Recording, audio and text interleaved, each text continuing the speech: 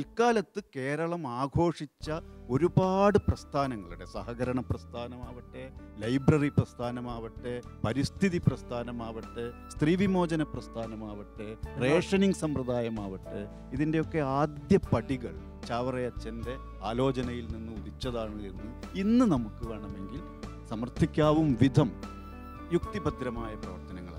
ഒരു ശൃംഖല സൃഷ്ടിക്കുന്ന കാര്യത്തിൽ, നെറ്റ്വർക്കിങ്ങിൻ്റെ കാര്യത്തിൽ, ഇൻ്റർപേഴ്സണൽ സ്കില്ലിൻ്റെ കാര്യത്തിൽ, കൺവിൻസിങ് സ്കില്ലിൻ്റെ കാര്യത്തിൽ, ഓർഗനൈസ് ചെയ്യുന്ന കാര്യത്തിൽ, ഈ രംഗങ്ങളിലെല്ലാം ഒരു മികച്ച മാനേജറുടെ പാഠവും കാഴ്ചവെക്കാൻ, ഒരു വലിയ ലീഡറുടെ പാഠവും കാഴ്ചവെക്കാൻ അദ്ദേഹത്തിന് കഴിഞ്ഞിരുന്നു. അച്ഛനൊരു സെക്യുലർ ആറ്റിറ്റ്യൂഡായിരുന്നു, മതനിരപേക്ഷ നിലപാടുകളായിരുന്നു അദ്ദേഹത്തിനുണ്ടായിരുന്നത്.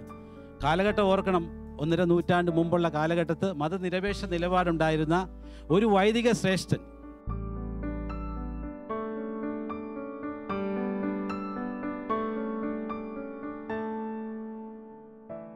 ചാവറയച്ചനെ പറ്റി കേട്ടിട്ടുണ്ട്. അദ്ദേഹത്തിന് പോർച്ചുഗീസിൽ നിന്ന് ആരോ ഗോവയിൽ കൊണ്ടുവന്ന 3 മാമ്പഴം ഒരു സുഹൃത്ത് കൊണ്ടുവന്ന് കേരളത്തിൽ ചാവറയച്ചന് സമ്മാനം കൊടുത്തു. ചാവറയച്ചന് ആ മാമ്പഴം തിന്നപ്പോൾ അതിൻ്റെ രുചി മനസ്സിലാക്കി അതിൻ്റെ വിത്ത് നട്ട് മുളപ്പിച്ച് അനേക തൈകൾ കേരളം മുഴുവൻ വിതരണം ചെയ്തു. ചാവറയച്ചൻ നട്ട് വളർത്തിക്കൊണ്ട് ആ മാവിന് പ്രിയോർ മാവ് എന്ന് പേര് വന്നു. കാരണം അദ്ദേഹം അന്ന് സിമൈ സഭയുടെ പ്രിയോറായിരുന്നു. അപ്പോൾ അങ്ങനെ ചാവറയച്ചൻ ഒരു വശത്ത് ഭക്ഷ്യ മേഖലയിൽ ഒരു വിപ്ലവത്തിന് തുടക്കം കുറിച്ചു, മറുവശത്ത് ഈ വരൾച്ചയും കൊടുങ്കാറ്റും വെള്ളപ്പൊക്കവും പ്രകൃതി സംരക്ഷണത്തെപ്പറ്റി ചിന്തയൊന്നും ഇല്ലാതിരുന്ന കാലത്ത് പരിസ്ഥിതിയെപ്പറ്റിയൊക്കെ ചിന്തിച്ചു തുടങ്ങി. ഞാൻ കേട്ടിട്ടുണ്ട് സുരേഷ് സാറ് ഈ മാവും മാമ്പഴവും ഒക്കെ ആയിട്ട്, പ്രിയോർ മാവുമൊക്കെ ആയി ബന്ധപ്പെട്ട് എന്തോ എഴുതിയിട്ടുള്ളതൊക്കെ ഞാൻ കേട്ടിട്ടുണ്ട്. സാറിന് ഒന്ന് വിശദീകരിക്കാമോ? ഞാൻ നേരത്തെ പറഞ്ഞല്ലോ, കേരളത്തിലെ ഇന്നിപ്പോൾ നമ്മൾ അത്രമാത്രം പുതുമയൊന്നും ഉണ്ട് തോന്നാത്ത ചിന്തകൾ, ഇപ്പം പരിസ്ഥിതി ആലോചനകൾ, സ്ത്രീപക്ഷ ആലോചനകൾ, സഹകരണ മേഖലയിലെ ആലോചനകൾ, ഇതൊക്കെ ഇന്ന് നമുക്ക് പരിചിതമാണ്. പക്ഷേ ഈ പ്രിയോർ മാവിൻ്റെ കാര്യം, ചാവറയച്ചൻ ഈ മാമ്പഴം തിന്ന് അണ്ടി വലിച്ചെറിയല്ല ചെയ്തത്. അത് മാത്തൈകളായി വളർത്തുകയും ആ തൈകൾ എല്ലാ കൊവന്തകളിലേക്കും കൊടുത്തയക്കുകയും അതവിടെയൊക്കെ വളർത്തണം എന്ന് ആഹ്വാനം ചെയ്യുകയും ചെയ്തു. അത് ഒരു നിഷ്കളങ്കമായ ആഹ്വാനമല്ല. അതിന് കൃത്യമായി അദ്ദേഹത്തിന് കാരണങ്ങളും ഉൾക്കാഴ്ചയും ഉണ്ടായിരുന്നു. കേരളത്തിൽ വരാനിരിക്കുന്ന, കേരളത്തിലെന്നല്ല, ഭൂമിയുടെ നിലനിൽപ്പ്, അതിന് വൃക്ഷങ്ങളുടെ പങ്ക്, മരം വൃക്ഷവൽക്കരണത്തിൻ്റെ ആവശ്യകത, അത് ജീവിതവ്രതമാക്കേണ്ടതിൻ്റെ ആവശ്യകത, അതിന് സന്യാസ സമൂഹം വഹിക്കേണ്ട പങ്ക്, ഇങ്ങനെയൊക്കെയുള്ള ഒരുപാട് ഉൾക്കാഴ്ചകളുടെയൊക്കെ ആകെത്തുകയാണ്. അത്തരം ചിന്തകളുടെ ഒരു പ്രതിഫലനമാണ് ഈ മാവിൻ്റെ തൈകൾ, പ്രിയോർ മാവ് എന്ന ആ മാവിൻ്റെ തൈകൾ എല്ലാ കൊവന്തകളിലേക്കും അദ്ദേഹം കൊടുത്തയച്ചത്. അദ്ദേഹത്തിൻ്റെ മരണശേഷം പിന്നീട് ആ മാവ് വീണ് കഴിഞ്ഞു. ആ മാവിൻ്റെ ഒരു കഷ്ണങ്ങളും എനിക്ക് തോന്നുന്നു എല്ലാ കൊവന്തകളിലേക്കും കൊടുത്തയക്കപ്പെട്ടിട്ടുണ്ട്. ചാവരുള്ളിൽ പറഞ്ഞ ഒരു കാര്യം, ഈ അന്യന് ഒരു ഉപകാരമെങ്കിലും ചെയ്യാത്ത ദിവസം ആയുസ്സിൻ്റെ കണക്കിൽ ചേർക്കില്ല എന്ന് പറഞ്ഞതുപോലെ തന്നെ മറ്റൊരു കാര്യം പറയുന്നുണ്ട്, തൊഴിൽ ചെയ്തവന് വിയർപ്പാറും മുമ്പ് വേതനം കൊടുക്കണം എന്ന് പറയുന്നുണ്ട്. അത് പറയുന്നത് കമ്മ്യൂണിസ്റ്റ് മാനിഫെസ്റ്റോ എഴുതുന്നതിന് മുമ്പാണ്. ക്രിസ്തുവിൻ്റെ തന്നെ സന്ദേശങ്ങളുടെ അടിസ്ഥാനം എന്ന് പറയുന്നത് ആലംബമില്ലാത്തവർക്ക് ആലംബമാവുക, നിന്ദിതർക്കും പീഡിതർക്കും ഒപ്പം നിൽക്കുക എന്നുള്ളത് തന്നെയാണ് ഞാൻ മനസ്സിലാക്കുന്നത്. ആ അർത്ഥത്തിൽ ചെയ്തുകൊണ്ടിരിക്കുന്ന CMI സഭ ചെയ്തുകൊണ്ടിരിക്കുന്ന കാര്യങ്ങൾ ശ്ലാഘനീയമാണ്. അതുപോലെ തന്നെ മതനിരപേക്ഷമായിട്ടുള്ള ഒരു കേരളത്തിൻ്റെ സൃഷ്ടി, ഇപ്പം ഞാൻ പേഴ്സണലി എക്സ്പീരിയൻസ് ചെയ്തിട്ടുള്ള ഒരുപാട് സ്ഥലങ്ങളിൽ എല്ലായിടത്തും ഒരു സെക്യുലർ അന്തരീക്ഷം ഉള്ളതായിട്ട് അനുഭവപ്പെട്ടിട്ടുണ്ട്. അത് ചാവറയച്ചൻ മാന്നാനത്ത് ആശ്രമം സ്ഥാപിക്കുന്നതിന് മുമ്പ് പുല്ലരിക്കുന്ന് എന്ന് പറയുന്ന സ്ഥലം കണ്ടെത്തുകയും അത് ഉപേക്ഷിക്കുകയും ചെയ്തൊരു കഥ കേട്ടിട്ടുണ്ട്. പുല്ലരിക്കുന്നിൽ സ്ഥലമൊക്കെ റെഡിയായി അവിടെ ആശ്രമം പണിയാനുള്ള എല്ലാ ഒരുക്കങ്ങളൊക്കെ നടത്താൻ നിൽക്കുമ്പോഴാണ് അപ്പുറത്തൊരു ഭഗവതി ക്ഷേത്രം ഉണ്ട്, അവർക്ക് ചെറിയ ചില എതിർപ്പുകൾ ഉണ്ടാവില്ല എന്നുള്ള ഒരു വെറും സംശയം, അല്ലാണ്ട് വലിയൊരു പിന്നെ എതിർപ്പൊന്നുമല്ല, ഒരു സംശയം വരികയും ആ സംശയത്തിൻ്റെ മുകളിലാണ് ചാവറയച്ചൻ ആ സ്ഥലം വേണ്ട എന്ന് പറഞ്ഞത്. കാരണം ഇങ്ങനെ കേരളത്തിലെ അല്ലെങ്കിൽ ഇന്ത്യയിലെ ആദ്യത്തെ ക്രൈസ്തവ സന്യാസ സഭയുടെ ആസ്ഥാനം സ്ഥാപിതമായതിൻ്റെ പേരിൽ വിദൂര ഭാവിയിൽ പോലും ഒരു പ്രശ്നം ഈ കേരളത്തിൽ നാട്ടിൽ ഉണ്ടാവരുത് എന്ന ക്രാന്തദർശിത്വം പുലർത്തിയിട്ടുള്ള ഒരു മഹാൻ. അത്രമാത്രം സൂക്ഷ്മവും ഭദ്രവുമായിരുന്നു അദ്ദേഹത്തിൻ്റെ മതനിരപേക്ഷ കാഴ്ചപ്പാട് എന്നുള്ളത്.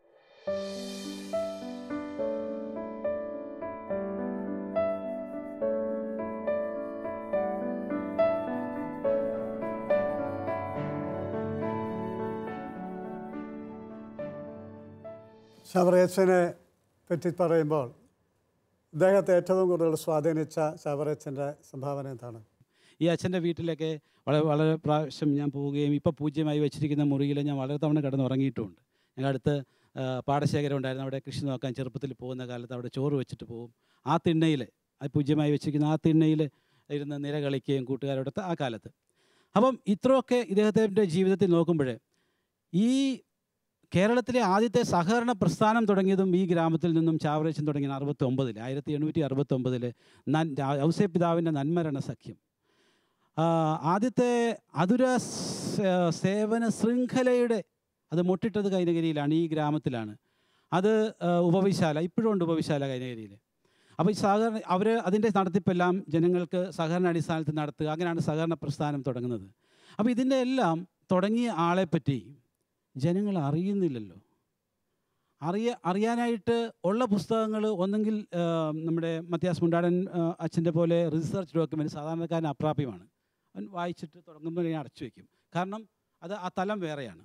വൈദികർക്കും അത് റിസർച്ച് ചെയ്യുന്നവർക്ക് നല്ലതാണ്. മറ്റുള്ള പുസ്തകങ്ങളിലെല്ലാം അദ്ദേഹത്തെ അതിമനുഷ്യനാക്കിയിരിക്കുകയാണ്. അപ്പോൾ ഞാൻ കാണുന്ന ചാവറയച്ചൻ സാധാരണ സാഹചര്യങ്ങൾ, പരിമിതമായ സാഹചര്യങ്ങളിൽ നിന്നുകൊണ്ട് അസാധാരണമായ കാര്യങ്ങൾ ചെയ്ത ഒരു വിശിഷ്ട വൈദിക ശ്രേഷ്ഠനായിട്ടാണ് ഞാൻ കാണുന്നത്. അപ്പോൾ അദ്ദേഹത്തെ ജനങ്ങളിലെത്തിക്കുക എന്നൊരാഗ്രഹം സ്വാഭാവികമായിട്ടും എനിക്ക് തോന്നി. എന്തുകൊണ്ട് അറിയുന്നില്ല? ഇപ്പം നിങ്ങൾ ഇത് കേട്ടവർ പലരും ഞെട്ടിക്കാണും. 40 വർഷത്തിൽ കൂടുതൽ ഈ സമൂഹത്തിൽ ജീവിച്ച വിദ്യാസമ്പന്നരെ 2 പേര് പറഞ്ഞ് നിങ്ങൾ കേട്ട് കാണും. 1 വർഷമോ 1.5 വർഷമേ ആയിട്ടുള്ളൂ ചാവറയച്ചനിലേക്ക് എത്താനായിട്ട്. എത്തിക്കഴിഞ്ഞപ്പോഴോ അതൊരു മഹാസമുദ്രമാണെന്ന് മനസ്സിലാക്കുന്നു. അപ്പോൾ എത്രയോ തലങ്ങൾ, ഇവർക്ക് കിട്ടിയ സാധ്യത കിട്ടാത്ത എത്രയോ ആൾക്കാർ അദ്ദേഹത്തെപ്പറ്റി അറിയാതെ ഇരിക്കുന്നു. അപ്പം അത് അറിയിക്കാനായിട്ട് എന്തൊരു മാർഗം? സാധാരണ നിലയിൽ നിന്നുകൊണ്ട് ഞാനെന്ന സാധാരണക്കാരന് എന്ത് ചെയ്യാൻ പറ്റും എന്നുള്ളതിൻ്റെ ഫലമാണ് ഞാൻ അച്ഛൻ പറഞ്ഞ പോലെ ഒരു പുസ്തകം എഴുതി വെച്ചത്. അപ്പോൾ ഇതിൻ്റെ പുറംചട്ട പോലും ശ്രദ്ധിച്ചു കാണും. വളരെ ഒരു കളർഫുള്ളായിട്ടുള്ള ചാവറയച്ചനാണ്. അതായത് സമൂഹ നന്മയ്ക്ക് വേണ്ടി, സമൂഹത്തിന് വേണ്ടി വർണ്ണങ്ങൾ വാരി വിതറിയ ആ മനുഷ്യനെയാണ് നമ്മളിവിടെ അവതരിപ്പിച്ചിരിക്കുന്നത്. അപ്പം ഇത് തുടർന്ന് സാധാരണക്കാരനെ ഒരാൾ അസാധാരണ കാര്യങ്ങൾ ചെയ്യുക എന്ന് പറഞ്ഞാൽ നിങ്ങളിൽ ഓരോരുത്തർക്കും നമുക്ക് ഓരോരുത്തർക്കും ചെയ്യാവുന്ന കാര്യങ്ങളാണ് സമൂഹ നന്മ.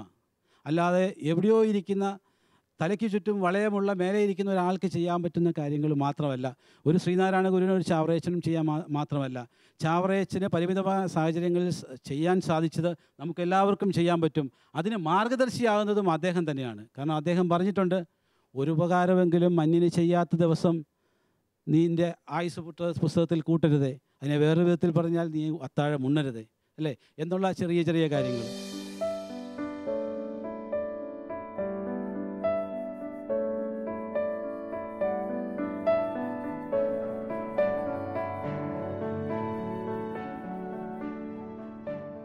ചാവറയച്ചൻ്റെ ഒരുപാട് പുസ്തകങ്ങളൊക്കെ എഴുതിയിട്ടുണ്ടല്ലോ. ആത്മകഥയുണ്ട്, നാളാഗമമുണ്ട്, കവിതയുണ്ട്, പ്രാർത്ഥനാ പുസ്തകങ്ങളുണ്ട്. അതിനെപ്പറ്റിയുള്ള നമ്മളൊന്നും സംസാരിച്ചില്ല. എന്തെങ്കിലും ഒരു കമൻറ്റ് കൂടെ പറഞ്ഞിട്ട് നമുക്ക്. നേരത്തെ ഞാൻ സൂചിപ്പിച്ചു, മലയാളത്തിലെ ആദ്യത്തെ ഖണ്ഡകാവ്യം അനസ്താസിയയുടെ രക്തസാക്ഷ്യം ചാവറയച്ചൻ്റെ വകയാണ്. ചരിത്രത്തിൽ അത് വളരെ കാലത്തിന് ശേഷമാണ് അംഗീകരിക്കപ്പെട്ടതെങ്കിലും ആദ്യത്തെ ഖണ്ഡകാവ്യമായിട്ട് പിൽക്കാലത്ത് മറ്റൊരു കൃതിയായിരുന്നു ഉണ്ടായത്. അതുപോലെ തന്നെ ആത്മാനുതാപം എന്നുള്ള കൃതി, മരണവീട്ടിൽ പാടുന്നതിനുള്ള പാന, നാളാഗമങ്ങൾ, എക്കലോഗ്സ്, ഇടയ നാടകങ്ങൾ അദ്ദേഹം എഴുതിയിട്ടുണ്ട്. ഇങ്ങനെ ഒരുപാട് കൃതികൾ, കത്തുകൾ, അച്ഛൻ പല കാലങ്ങളിൽ പലർക്കായിട്ട് എഴുതിയിട്ടുള്ള കത്തുകൾ, ഇതൊക്കെ മലയാള സാഹിത്യത്തിൻ്റെ, ആദ്യകാല മലയാള സാഹിത്യത്തിൻ്റെ സംഭാവനകളായിട്ട് നിലകൊള്ളുന്ന കൃതികളാണ്. ഇപ്പോൾ ആത്മാനുതാപത്തിൽ അദ്ദേഹത്തിൻ്റെ കുട്ടിക്കാലം, അദ്ദേഹം ജനിച്ച് ജീവിച്ച് വളർന്നു വന്ന ഒരു സാഹചര്യം, അത് അദ്ദേഹത്തിലുണ്ടാക്കിയ മാറ്റങ്ങൾ, അതിൽ സ്വാധീനിച്ച വ്യക്തി, പ്രധാനമായും അമ്മ, ഇങ്ങനെയുള്ള ഒരുപാട് കാര്യങ്ങൾ പറയുന്ന ഒരു കൃതിയാണെങ്കിൽ അത് പറയുന്ന രീതി, എനിക്ക് തോന്നുന്നത് എഴുത്തച്ഛൻ്റെയൊക്കെ ഭാഷയുമായി വളരെയേറെ അടുത്ത് നിൽക്കുന്ന ഒരു ഭാഷാ പ്രയോഗ രീതി ഈ ആത്മാനുതാപം എന്നുള്ള കൃതിയിൽ ചാവറയച്ചൻ അവലംബിച്ചിട്ടുണ്ട്. അതുപോലെ അനസ്താസിയുടെ രക്തസാക്ഷ്യം പിൻകാലത്ത് ഞാൻ നാടകമായിട്ടൊക്കെ കണ്ടിട്ടുണ്ട്. ഈ സാധനം വലിയൊരു കഥ പറച്ചിലിനൊക്കെ തനതായ ഒരു രീതിയും കാര്യവും ഒക്കെ അദ്ദേഹം അന്നത്തെ ഭാഷയുടെ പരിമിതിയും കാര്യങ്ങളൊക്കെ വെച്ചിട്ട് ഉണ്ടാക്കി. കമൻറ്റ് പറഞ്ഞോട്ടെ, അനസ്താസിയുടെ രക്തസാക്ഷിത്വത്തിൻ്റെ ഒരു ഭാഗം ഏതാനും മാസം മുമ്പ് എറണാകുളത്ത് പുനരവതരിപ്പിച്ചത് ഞാൻ കാണുകയുണ്ടായി. ഞാനടക്കം അവിടെ ഇരുന്ന മഹാഭൂരിപക്ഷം പേരും അക്ഷരാർത്ഥത്തിൽ ഇരുന്ന് കരയുകയായിരുന്നു. അത്രയും പവർഫുള്ളാണ്. അതെ അതെ, അത്രയും ഹൃദയാർജകമായ രീതിയിൽ അദ്ദേഹം കാര്യങ്ങൾ അവതരിപ്പിച്ചിട്ടുണ്ട്. അതുപോലെ നാളാഗമങ്ങളൊക്കെ എനിക്ക് തോന്നുന്നത് ഒരു ചരിത്രരചനയുടെ ഓരോ ദിവസവും നടന്ന കാര്യങ്ങൾ പുള്ളി ഡയറി എഴുതുന്നത് പോലെ എഴുതി വെച്ചിട്ടുള്ളൊരു സംഗതിയാണ്. അതിൽ നിന്നാണ് പിൽക്കാലത്ത് ഈ സഭാ രൂപീകരണത്തെക്കുറിച്ചുള്ള കാര്യങ്ങൾ വരെ ചരിത്രപരമായിട്ട് നമുക്ക് മനസ്സിലാക്കാൻ സാധിക്കുന്നത്.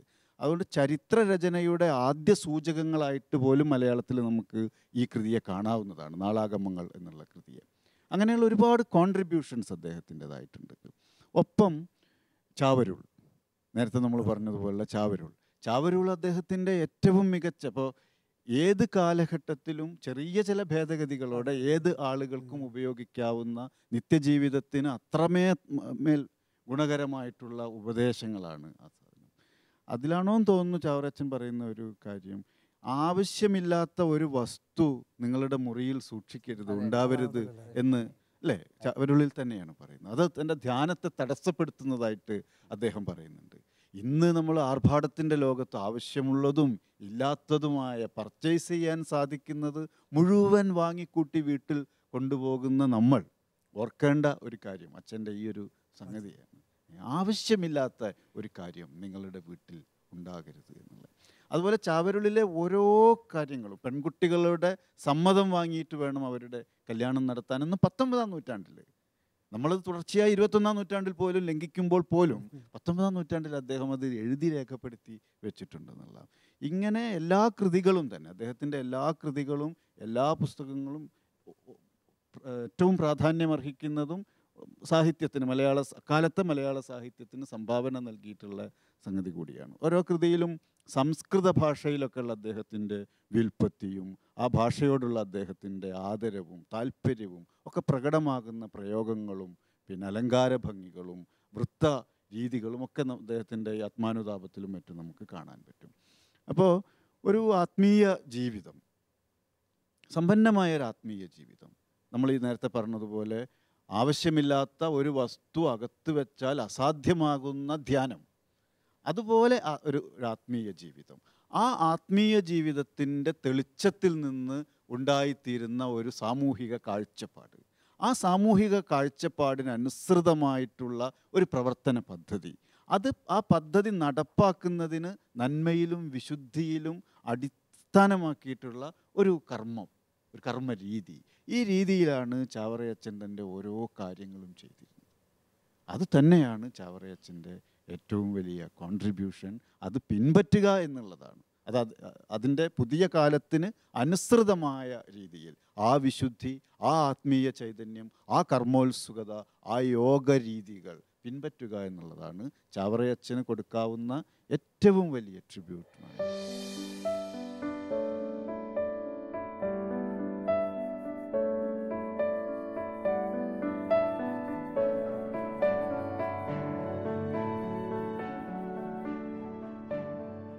ചാവറയച്ചൻ്റെ ആധ്യാത്മികതയുടെ അളവ് മനസ്സിലാക്കാൻ നമ്മളെ സഹായിക്കുന്ന ഒരു പുസ്തകമാണ് അദ്ദേഹത്തിൻ്റെ ആത്മാനുതാപം എന്ന കൃതി. ആ കൃതിയുടെ ഒരു ഭാഗം ഇപ്പോൾ ഇവിടെ നമ്മുടെ മുമ്പിൽ പാരായണം ചെയ്യപ്പെടുകയാണ്.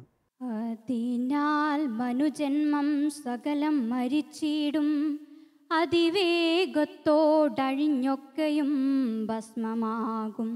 ചടുതി സർവേശ്വര കൽപ്പന നിമിത്തമായി ചശപോഷിതമാം സമാധിയായി കൂട്ടിയിടുവാൻ മുഖ്യരാം ദൈവദൂതർ പുറപ്പെട്ടുടൻ താരാ ശക്തിയാലൂതും നാദം കേട്ടിടും ജഗത്രയേ. മൃതരാം നരജനമൊക്കെയും എഴുന്നേൽപ്പിൻ, കൃതാകൃതങ്ങൾക്കൊക്കെ തൽഫലം വാങ്ങിപ്പാനായി. എന്നുള്ള സ്വരത്താലേ സകലമനുവാത്മം തന്നുടെ ശരീരത്തോടൊന്നിച്ചു പുറപ്പെടും. കൂട്ടിയിടും അവർകളെ ജോസപ്പാത്തെന്ന സ്ഥലേ, കാട്ടിയിടുമപ്പോൾ ശുഭാശുഭങ്ങൾ തൻ ശക്തിയെ. തിരിക്കും അവർകളെ ഇരുഭാഗങ്ങളാക്കി, തിരിയും അവർകളും മനസ്സാലുടൻ തന്നെ. നിറുത്തും വലത്തേതിൽ ശുഭകാമികളെയും, വെറുപ്പു കാട്ടിയിടുവാൻ ദുഷ്ടരെ ഇടത്തേതിൽ. നിറുത്തും വലത്തേതിൽ ശുഭകാമികളെയും, വെറുപ്പു കാട്ടിയിടുവാൻ ദുഷ്ടരെ ഇടത്തേതിൽ. നമ്മുടെ ചർച്ച അവസാനിപ്പിച്ചുകൊണ്ട് ജെയിംസ് അച്ഛൻ്റെ ഒരു കൺക്ലൂഡിങ് നമ്മുടെ ചർച്ചയുടെ വെളിച്ചത്തിൽ ഒന്ന് കൺക്ലൂഡ് ചെയ്യാമോ? നമ്മൾ ഇതിനെ ഇവിടം കൊണ്ട് അങ്ങ് അവസാനിപ്പിക്കാൻ പോവല്ല. ഇപ്പോൾ വിശുദ്ധ പദവി എന്ന് പറയുന്നത് സഭാസംബന്ധമായിട്ടൊന്ന് കൊടുക്കുകയാണെങ്കിലും നമ്മൾ ഉൾക്കൊള്ളുകയാണ് ഒരു മഹത്തായ വ്യക്തിത്വത്തെ എന്നുള്ളതാണ് എനിക്ക് പറയാൻ സാധിക്കുന്നത്. എന്ന് വെച്ചാൽ കേരളം ഇന്നുവരെയും കണ്ടിട്ടില്ലാത്ത തലച്ചോറിൻ്റെ പവറുള്ള ഒരു മനുഷ്യനാണ് ചാവറ കുര്യാക്കോസ് ഏലിയാസൻ. 4 ക്ലാസ് കളരി പഠിച്ചിട്ടേ ഉള്ളൂ. ആ അദ്ദേഹത്തിന് എങ്ങനെ ഇത്രമാത്രം ഭാഷകൾ പഠിക്കാൻ പറ്റി? Spanish, Portuguese, Italian, Latin, Tamil, സംസ്കൃതം, മലയാളം, ഇംഗ്ലീഷ്, ഇത്രമാത്രം ഭാഷ ഓരോരുത്തരെയും അടുത്ത് പോയിരുന്ന് പഠിച്ചിട്ട് അത് മുഴുവനും ട്രാൻസ്ലേറ്റ് ചെയ്ത് മറ്റുള്ളവർക്ക് മനസ്സിലാകുന്ന രീതിയിൽ കൊടുക്കുന്ന ഒരു സ്വഭാവം. രണ്ടാമത് ആരെയും പഠിപ്പിക്കാൻ തയ്യാറാവുന്ന സ്വഭാവം. വിദേശങ്ങളിൽ ഇത്ര കാര്യങ്ങളെല്ലാം നടക്കുന്നുണ്ടെന്ന് അറിഞ്ഞിട്ട് അതെല്ലാം കൊണ്ടുവന്ന് ആ ഭാഷയിൽ നിന്ന് മലയാളത്തിലേക്ക് ട്രാൻസ്ലേറ്റ് ചെയ്തിട്ട് ജനങ്ങളെ പഠിപ്പിക്കാൻ തയ്യാറാകുന്ന സ്വഭാവം. അപ്പോൾ എന്തുമാത്രം വിശാലതയോടുകൂടി കേരളത്തെ വളർത്തി, ജാതിയോ മതമോ ഒന്നും നോക്കാതെ എല്ലാവരും വളർത്തി എന്നുള്ളത് വലിയൊരു കാര്യമാണ്. അപ്പോൾ അത്രമാത്രം ആത്മീയത ഉള്ള ഒരു വ്യക്തി, മറ്റുള്ളവൻ്റെ കണ്ണുനീര് കാണാൻ സാധിക്കുന്ന വ്യക്തി, മറ്റവൻ്റെ വികലാംഗത്വം കാണാൻ കഴിയുന്ന വ്യക്തി, അറിവില്ലാത്തവനെ കാണാൻ കഴിയുന്ന വ്യക്തി, അജ്ഞതയെ കാണാൻ കഴിയുന്ന വ്യക്തി, ആർക്കും വേണ്ടാത്തവനെ കാണാൻ പറ്റുന്ന അടിമകളുണ്ടായിരുന്നു, ഇഷ്ടം പോലെ അടിമകൾ, അവരെ ഏൽക്കുന്ന തല്ല് കാണുന്ന വ്യക്തി, ഇതെല്ലാം കൂടെ കൂട്ടിക്കലർത്തിക്കൊണ്ട് കരുണയുടെ അലിവിൻ്റെ ഒരു വ്യക്തിയെയാണ് നമ്മൾ ഇന്ന് ഇവിടെ ഈ വേദിയിൽ അവതരിപ്പിച്ചത്. വളരെ സന്തോഷത്തോടുകൂടി ബഹുമാനപ്പെട്ട ജോസഫ് വയലിലച്ഛനെ, പ്രൊവിൻഷ്യൽ അച്ഛനെ വളരെ സന്തോഷത്തോടെ നന്ദിയോടുകൂടി ഈ അവസരം ഓർക്കുകയാണ്. ഷാലോം TV-ക്ക് ദൈവം ഒത്തിരിയേറെ അനുഗ്രഹം, ഈശ്വര ദാനങ്ങൾ സമർത്ഥമായിട്ട് നൽകട്ടെ ഈ രംഗത്തെന്ന് പറയുകയാണ്.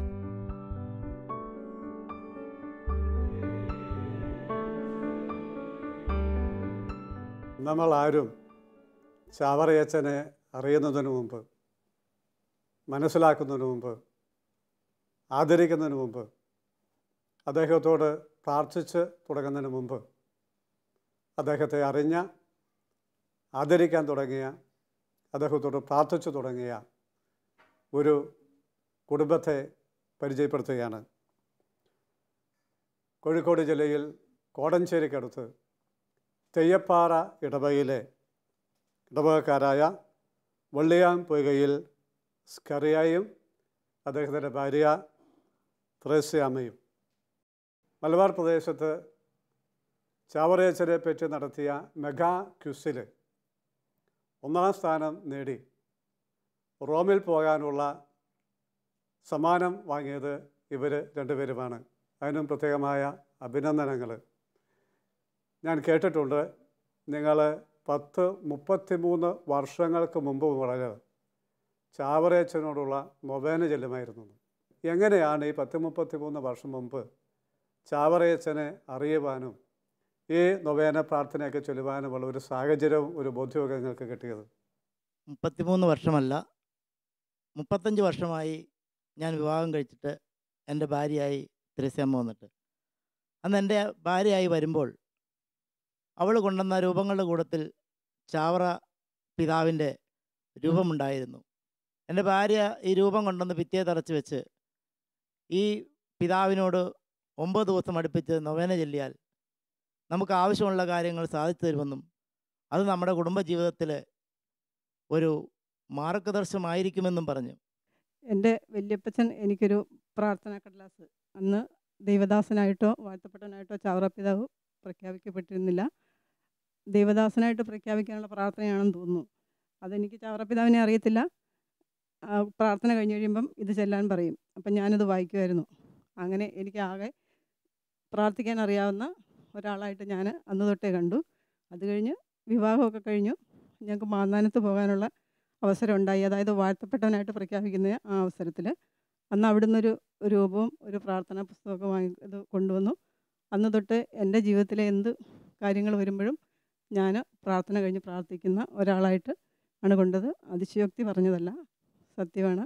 ഒത്തിരി കാര്യങ്ങൾ എനിക്ക് സാധിച്ചു തന്നിട്ടുണ്ട്. അത് ഈ പരീക്ഷയുടെ സമയത്തും എനിക്ക് അറിയില്ല എന്താണ് സംഭവിച്ചതെന്ന്. എനിക്ക് എല്ലാ ചോദ്യങ്ങൾക്കും ആ സമയത്ത് എനിക്ക് വരുന്ന എല്ലാ ക്വസ്റ്റിനും എനിക്ക് കൃത്യമായിട്ട് പറയാൻ അവിടെ പറ്റി. നേരെ മുമ്പിലേക്ക് നോക്കുമ്പോൾ ചാവറ പിതാവിൻ്റെ ഫോട്ടോ ഉണ്ടാവും. അപ്പം ഞാൻ പറയും, ചാവറ പിതാവേ ഞാനൊന്ന് വിളിക്കും. ആ വരുന്ന ക്വസ്റ്റ്യൻ എനിക്ക് ക്ലിയർ ആയിരുന്നു. ആ 8 റൗണ്ടിലും ഫൈനൽ റൗണ്ടിൽ ഞങ്ങൾക്ക് വന്ന ക്വസ്റ്റ്യൻ എല്ലാം എനിക്കറിയാവുന്നതായിരുന്നു. ഒന്നുപോലും എനിക്കറിയത്തില്ല, അത് വന്നില്ല. ഈ 31 വർഷം അല്ലെ 35 വർഷമായി ചാവറയച്ചനോട് പ്രാർത്ഥിച്ച് പലതരത്തിലുള്ള അനുഗ്രഹങ്ങൾ കിട്ടിയെന്ന് പറഞ്ഞില്ല. ഏതെങ്കിലും ഒരു ഉദാഹരണങ്ങൾ പറയാൻ സാധിക്കും ഓർമ്മയിൽ? അതായത് ഒരു 31 വർഷങ്ങൾക്ക് മുമ്പ് ഇദ്ദേഹത്തിനൊരു യൂറിൻ സംബന്ധമായിട്ടൊരു അസുഖം വന്നു. കോഴിക്കോട് മെഡിക്കൽ കോളേജിലെ റോയിച്ചാലി എന്ന ഡോക്ടർ സർജറി വേണമെന്ന് പറഞ്ഞു. അപ്പം മോന് 9 മാസം പ്രായമുള്ളൂ, പഠിച്ചുകൊണ്ടിരിക്കുകയാണ് ഫിസിക്കൽ എഡ്യൂക്കേഷൻ കോളേജിൽ. അപ്പോൾ എന്താ ചെയ്യേണ്ടതെന്ന് എനിക്കറിയത്തില്ല. ഞാൻ ആകെ എനിക്ക് ഇത് മാത്രമേ അറിയത്തുള്ളൂ, പ്രാർത്ഥിക്കാൻ, വിശുദ്ധമായിട്ട് പ്രാർത്ഥിക്കാൻ വേറെ ഒന്നും അറിയത്തില്ല. ഞാൻ എന്താണേലും എനിക്ക് ഈ ഉദ്ദിഷ്ടകാര്യം സാധിച്ചു തരുവാണെങ്കിൽ ഞാൻ ചാവറ പിതാവിൻ്റെ ഫോട്ടോ ഉദ്ദിഷ്ടകാര്യത്തിന് ഉപകാരസ്മരണ എന്ന് പറഞ്ഞ് പ്രസിദ്ധീകരിച്ചോളാം എന്ന് പറഞ്ഞ് ഞാൻ പ്രാർത്ഥിച്ചു. പിന്നീട് ആ രോഗത്തിൻ്റെതായ യാതൊരു ലക്ഷണവും ഉണ്ടായില്ല, സർജറിയോ ഒന്നും വേണ്ടി വന്നില്ല.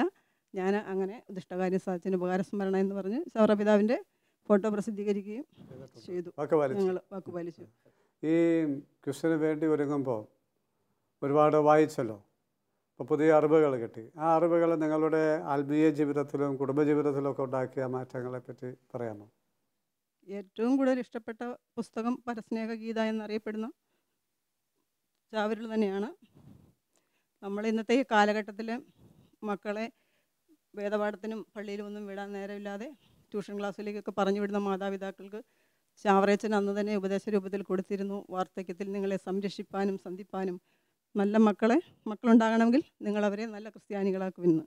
അവർ ദൈവത്തെ പേടിക്കുകയും ബഹുമാനിക്കുകയും ചെയ്യില്ലെങ്കിൽ അവർ നിങ്ങളെയും ബഹുമാനിക്കില്ല എന്നുള്ള വലിയ പാഠം അന്ന് തന്നെ തന്നിരുന്നു. പക്ഷേ ചാവരുകൾ വായിക്കുന്നതുകൊണ്ടോ വായിക്കാത്തതുകൊണ്ടോ മാതാപിതാക്കൾ അത് ശ്രദ്ധിക്കുന്നില്ല. വാർദ്ധക്യമാകുമ്പോഴാണ് അതേപ്പറ്റിയുള്ള ബോധ്യം മനസ്സിലാകുന്നതെന്നുള്ളതാണ് ഒന്നാമത്തെ കാര്യം. അതുപോലെ സാർ ഒരു അധ്യാപകനാണ്, സൺഡേ സ്കൂൾ അധ്യാപകനാണ്, ഇടവകയിൽ ഒത്തിരി ഇൻവോൾവ് ആകുന്നുണ്ട്. സ്വാഭാവികമായിട്ട് ഈ കിട്ടിയ സന്ദേശം അഥവാ ചൈതന്യം അനുസരിച്ച് ഒരുപാട് പേരെ ദൈവത്തിലേക്ക് തിരിക്കാൻ കഴിയുമെന്ന് വിശ്വസിക്കുന്നു. ആ കിട്ടുന്ന അവസരങ്ങൾ ഉപയോഗപ്പെടുത്തുന്നുണ്ടെന്ന് കരുതട്ടെ. എനിക്ക് കിട്ടുന്ന അവസരങ്ങളിലെല്ലാം ഞാൻ ചാവറ പിതാവിൻ്റെ കാര്യങ്ങൾ പറയാറുണ്ട്. ഞാൻ എൻ്റെ വേദപാഠത്തിൽ അവിടെയുള്ള സ്കൂളുകളിലെ കുട്ടികളോട് ഇതേപ്പറ്റി പറഞ്ഞു. ജീവിതത്തിൽ എങ്ങനെ പഠിച്ച് മുന്നേറാമെന്ന് എൻ്റെ ജീവിത അനുഭവങ്ങൾ വെച്ചിട്ടും ചാവറ പിതാവിൻ്റെ കൃതിയിൽ നിന്ന് കിട്ടിയ ആ പുസ്തകം വായിച്ച് അനുഭവത്തിൽ നിന്ന് കിട്ടിയ ഇത് വെളിച്ചത്തിൽ ഞാൻ എൻ്റെ കുട്ടികളോട് ഞായറാഴ്ച വേദപാഠത്തിന് മുമ്പുള്ളൊരു ഒരു ഭാഗമുണ്ട്, ജനറലായിട്ട് പറയേണ്ട കുറേ കാര്യങ്ങളുണ്ട്, അല്ലെങ്കിൽ ആ സമയത്ത് ഞാൻ പറയാറുണ്ട്. എൻ്റെ സ്കൂളിലെ കുട്ടികളോട് ഞാൻ പറയാറുണ്ട്. അപ്പോൾ ഒത്തിരി ആൾക്കാർ, ഒത്തിരി ജനങ്ങളിലേക്ക് ചാവറ പിതാവിൻ്റെ ഈ മഹത്വം എത്തിക്കാനായിട്ട് സാധിക്കുന്നുണ്ട് ഈ ഒരു മത്സരത്തിൽ പങ്കെടുത്തുകൊണ്ടും. അതുപോലെ തന്നെ ചാവറ പിതാവിനെ പറ്റി കൂടുതലായിട്ട് അറിയാൻ സാധിക്കുകയും ചെയ്തു. നിങ്ങളുടെ ആ ആത്മീയ ബോധ്യങ്ങൾ അനേകർക്ക് അനുഗ്രഹമായി തീരട്ടെ. ഒരുപാട് പേര് ദൈവത്തെ അറിയുവാൻ, ധാർമ്മികതയിലേക്ക് വരുവാൻ, നല്ല ക്രൈസ്തവ കുടുംബ ജീവിതത്തിലേക്ക് വരാൻ ഇടയാകട്ടെ എന്ന് പ്രാർത്ഥിക്കുന്നു.